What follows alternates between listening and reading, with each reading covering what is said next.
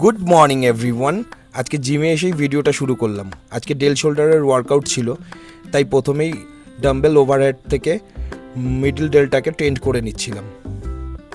প্রথমে অল্প ওয়েট দিয়ে ব্যায়াম করছিলাম, তারপরে একটু ওয়েট ইনক্রিজ করলাম। আজকে এনার্জি লেভেলটা অনেকটাই হাই ছিল।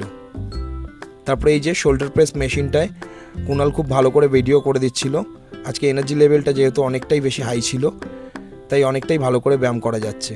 আর জিমের পরিবেশটা সত্যি ভালো থাকলে সত্যি আরও বেশি ভালো করে ব্যায়াম করা যায়।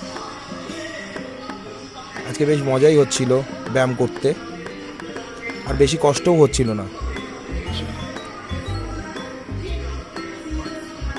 জিমের পরিবেশটা শুনে আপনারা নিশ্চয়ই বুঝতেই পাচ্ছেন, ভীষণ ভীষণ ভালো ছিল। আর সেদিন ওয়েদারটাও খুব ভালো ছিল। তারপরে এই যে সাইড র্যাটাল রাইটসটা মারছিলাম। এটা সাধারণত শোল্ডার অ্যান্ড ট্যাপস টার্গেট করে। এটা খুব আস্তে আস্তে মারলে খুব দারুণ রেজাল্ট পাওয়া যায়। আমাদের জিমের একটা জিনিসই খুব ভালো, আমরা যারা মেহনত করি, কিছু করে দেখানোর চেষ্টা করি বা আরও উন্নত হতে চাই, নিজেকে আরও ভালো রাখতে চাই, তাদের জন্য অনেকেই চেয়ার আপ করে। এটা জানি না শুধু আমাদের জিমে নাকি, অন্য অন্য জিমেও হয়তো হয় এগুলো। তারপরে এই যে এটা হচ্ছে রেয়ার ফ্লাইটা মেরে নিচ্ছিলাম। এটা রেয়ার ডেলসের জন্য ওয়ার্কআউটটা করা হয়। এটা অনেক ভালো করে ওয়ার্কআউটটা করেছিলাম।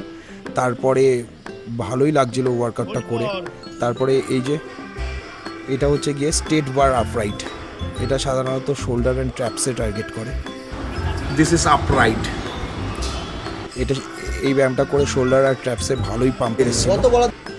আজকে এই ব্যায়ামটা করেই শেষ করে দিয়েছিলাম, কারণ অনেক ভালো করে ব্যায়াম করেছিলাম। নেক্সট ভিডিওতে আবার দেখা হবে। লাইক, কমেন্ট, সাবস্ক্রাইব করে সবাই। Thank you so much.